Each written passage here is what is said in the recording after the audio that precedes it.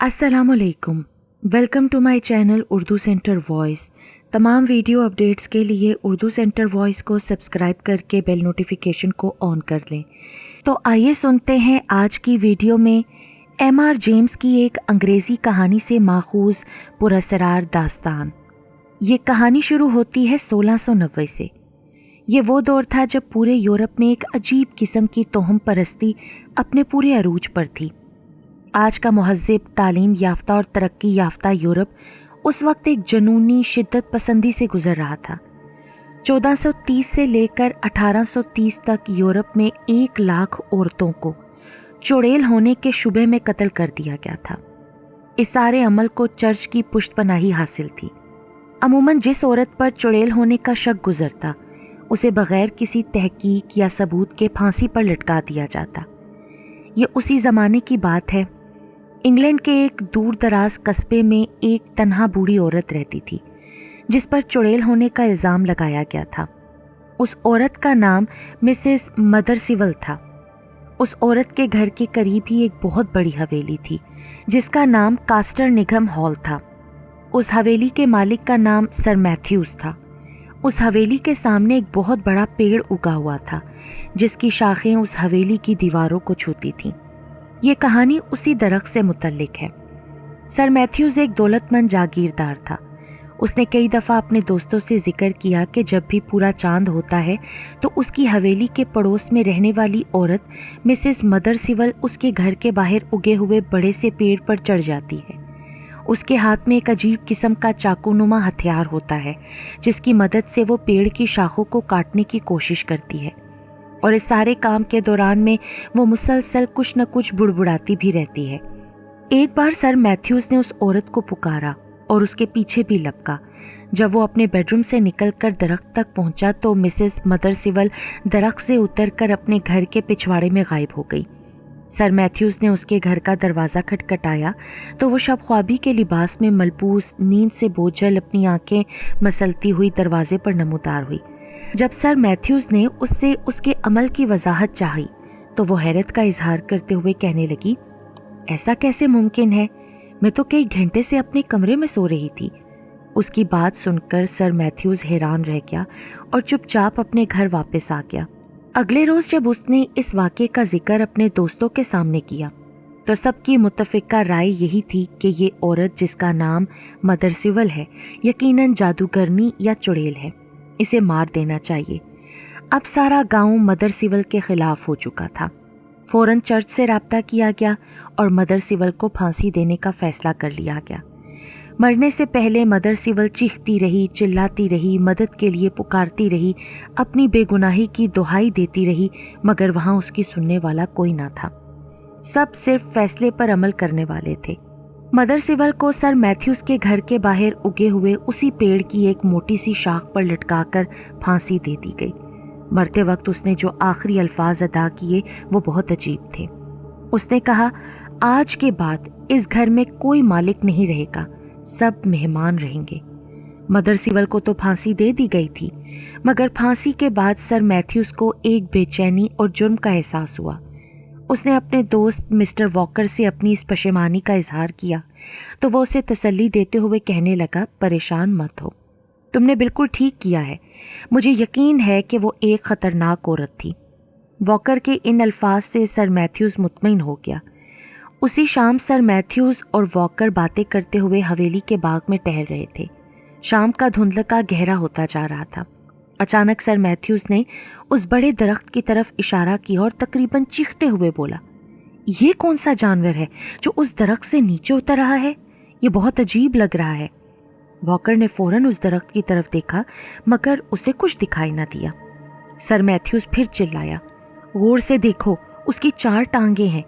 अरे हर जानवर की टांगे 4 होती हैं मैथ्यूज़, इसमें नई क्या बात है? तुम शायद मजाक कर रहे हो वॉकर, वहाँ सचमुच कोई जानवर है। कोई भी नहीं है सर मैथ्यूज़, तुम्हें वहम हुआ है। शाम के अंधेरे में दरख्त और झाड़ियों के साए की वजह से तुम्हें कोई धोखा हुआ है। वॉकर ने उसे तसल्ली दी।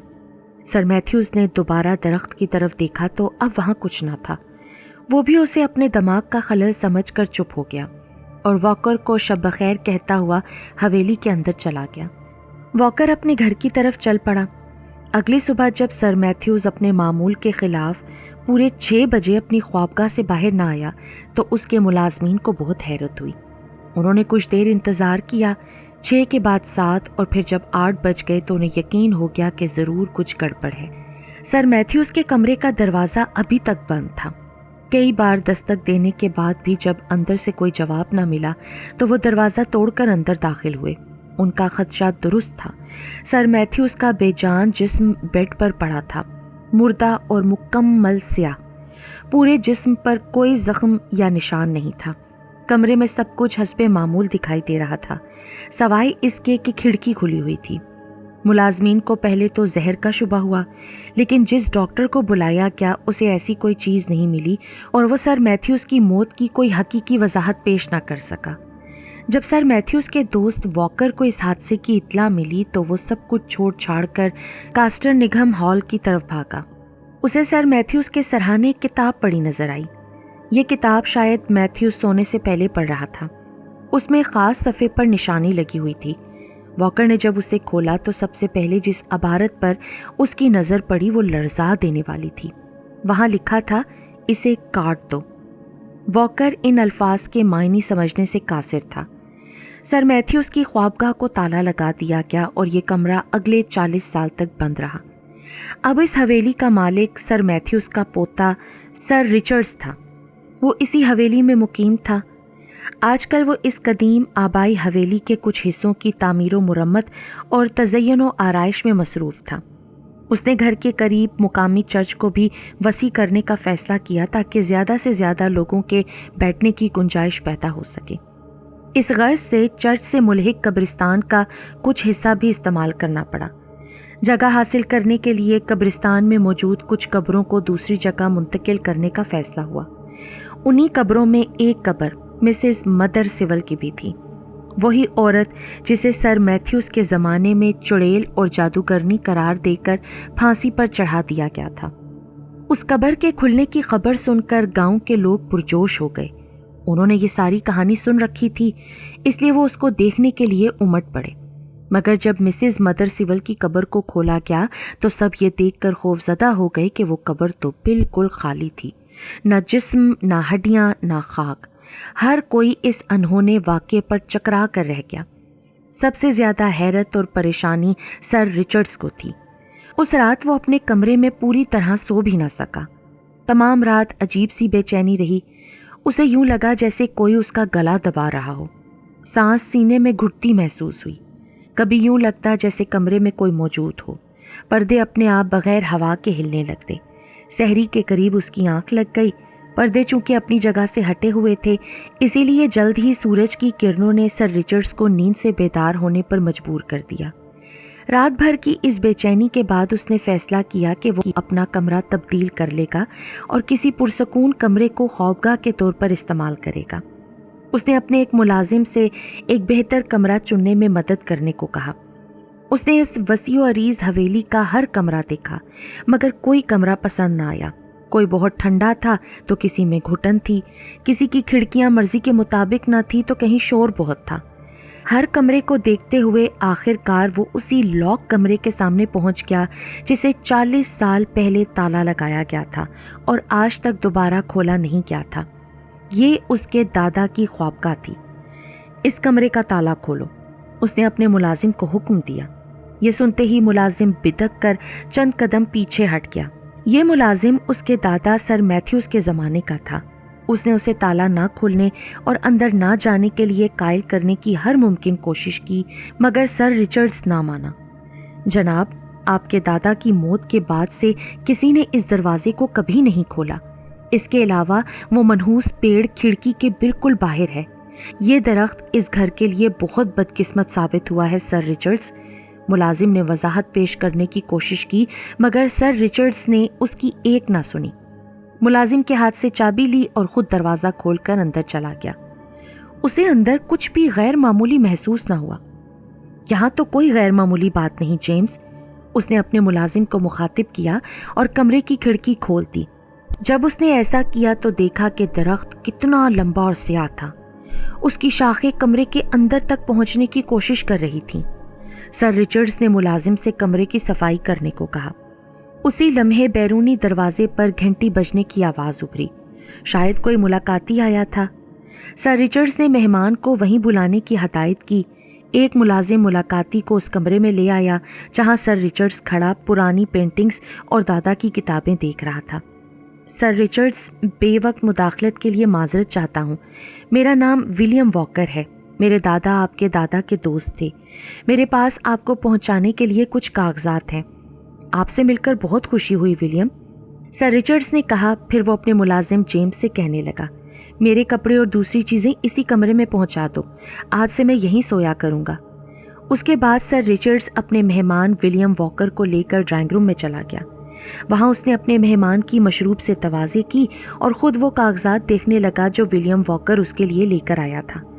उनमें उसे सर मैथ्यूज़ की पुरअसरार मौत के दिन के बारे में वॉकर के बनाए हुए कुछ नोट्स मिले। अच्छा, सर रिचर्ड्स ने मुस्कुराते हुए कहा, कितना दिलचस्प। ऐसा लगता है मेरे दादा की किताब ने उनकी मौत के दिन एक मशवरा दिया था और आपके दादा ने सोचा कि ये ख्वाबगाह की खिड़की के बाहर उस पुराने दरख्त के बारे में हो सकता है। इसे काट दो, ये इस किताब ने उनसे कहा। ये वो पहले अल्फाज थे जो आपके दादा ने मेरे दादा की मौत के दिन उस किताब में देखे थे। क्या आपके पास अब भी वो पुरानी किताब मौजूद है? विलियम वॉकर ने पूछा। सर रिचर्ड्स ने फ़ौरन विलियम्स को बुलाकर हदायत की तो वो ये पुरानी किताब सर मैथ्यूज़ की ख्वाबगाह से तलाश करके ले आया। किताब की धूल मिट्टी झाड़कर उसे साफ़ किया गया। अब सर रिचर्ड्स ने कहा, चलो मैं भी अब उसी तरह करता हूँ जैसे आपके दादा वॉकर ने किया था।